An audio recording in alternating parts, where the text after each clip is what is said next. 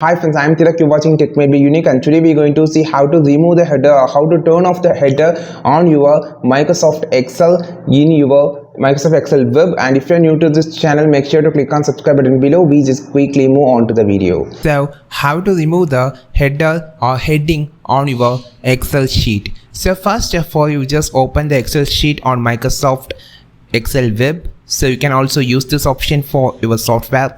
So the header or heading, what I mean. So the ABCD on the top and the 1 2 3 4 on the side, this is called header or headings. So you can also turn it off to make the screen have more spaces, so whatever the reason. So you just want to turn it off, use this method.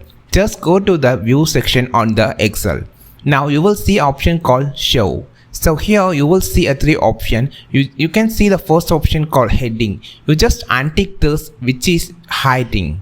So now you can see the 1 2 3 and also the ABCD has been gone, but still you can see the cell on the formula bar. It's a C5 like that, B4 like that, but the header is just hidden. So you can use this header hidden method to hide the header or headings on the side and top in your Microsoft Excel. I think this video helped you a lot. Like this video, share this video, subscribe this channel. We will meet our next video with super valuable content. This is Tilak signing off from Tech May Be Unique. Have a wonderful day.